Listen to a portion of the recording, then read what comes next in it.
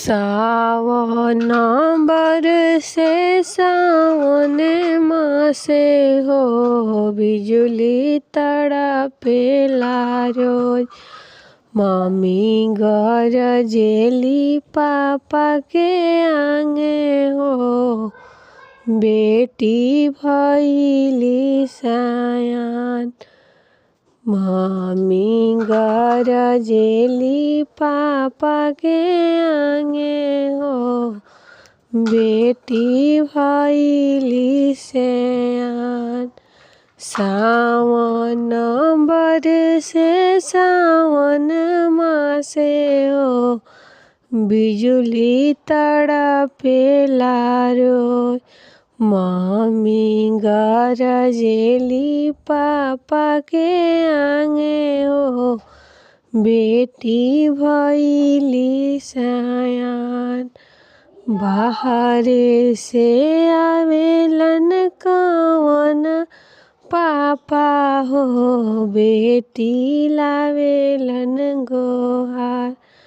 आसो के लगन बेटी माफ करिहा हो, पग रखिहा हमार। आसो के लगन बेटी माफ करिहा हो, पग रखिहा हमार। आसो के लगन बेटी माफ करिहा हो, पग रखिहा हमार। जब हम रहनी लड़की बुधिया हो, पग रखनी तोहार। अब हम भइनी सजन जोग हो, पग रखिहे भगवान। अब हम भइनी सजन जोग हो, पग रखिहे भगवान। सावन बरसे सावन मासे हो, बिजुली तड़पेला रोज। चाची गरजेली चाचा के आंगे हो, बेटी भइली सयान। भाभी गरजेली भैया के आंगे हो, ननद भइली सयान। बहरे से आवेलन कवन चाचा हो, बेटी लावेलन गोहार। आसो के लगन बेटी माफ करिहा हो, पग रखिहा हमार।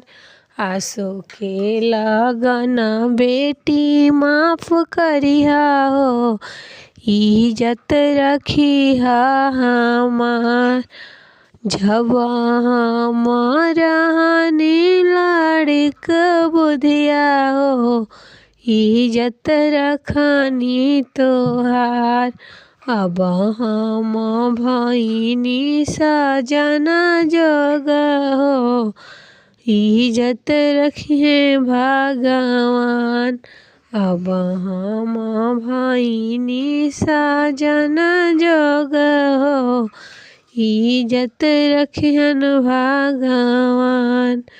बहरे से आवेलन कवन भैया हो, बहिनी लावेलन गोहार। आसो के लगन बहिनी माफ करिहा हो, पगड़ी रखिहा हमार। आसो के लगन बहिनी माफ करिहा हो, पगड़ी रखिहा हमार। जब हम रहनी लड़की बुधिया हो, पगड़ी रखनी तोहार। अब हम भइनी सजन जोग हो पग रखे भगवान।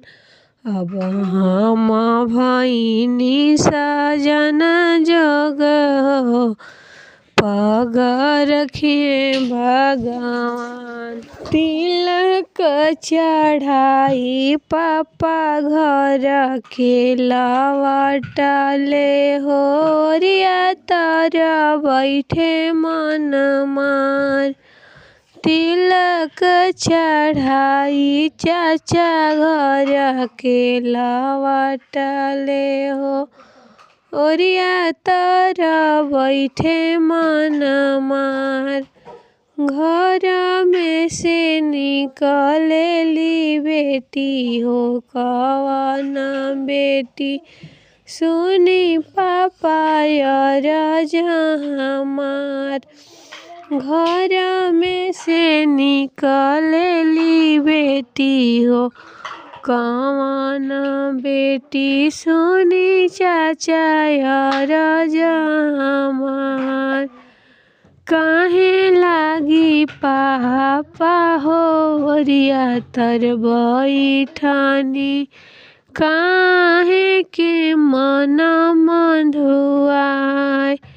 काहे के चाचा हो रिया तर बैठनी काहे के मन मधुआय।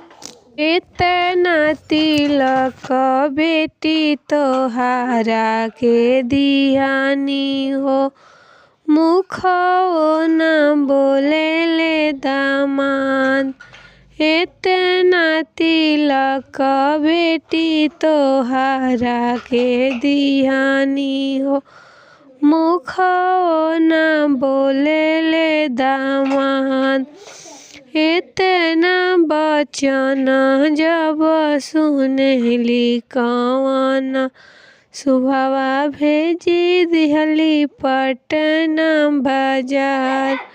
इतना बचन जब सुनेली कवन सुभवा भेजी दिहली बगसर बाजार। सिकड़ी बेसाहत देखले दूल्हा कवन दूल्हा नई नई करे प्रणाम। अंगूठी बेसाहत देखले दूल्हा कवन दूल्हा नई नई करे प्रणाम। तिलक चढ़ाई भैया घर के लवटले हो रिया तर बैठस मन मार। घर में से निकलेली बहिनी कवन बहिनी सुनी भैया अरज हमार।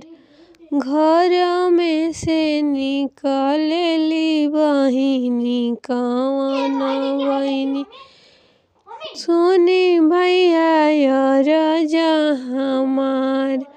काहे लागी भैया हो रिया तर बैठनी काहे के मन मधुआय। इतना तिलक दीदी तोहरा के दिहानी हो मुखो न बोले ले जीजा। इतना तिलक बहिनी तोहरा के दिहानी हो मुखो न बोले ले बहनोई। इतना बचन जब सुनेली कवन सुहवा भेजी दिहली बनारस बाजार। सटवा बेसाहत देखले दूल्हा कवन दूल्हा नई नई करे प्रणाम।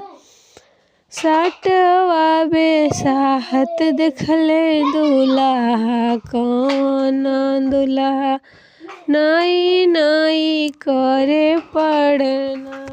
पापा मेरो शादी कर दो जून या जुलाई में, मन नइखे लागत पापा हमारा पढ़ाई में।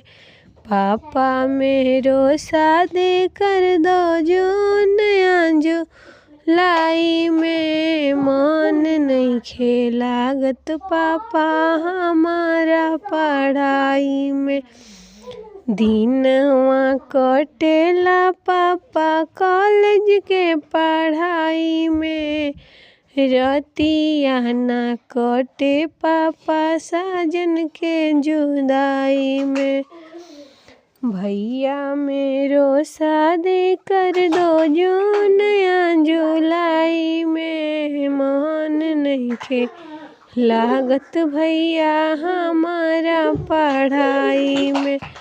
दिनवा कटेला भैया कॉलेज के पढ़ाई में, रतिया ना कटे भैया साजन के जुदाई में।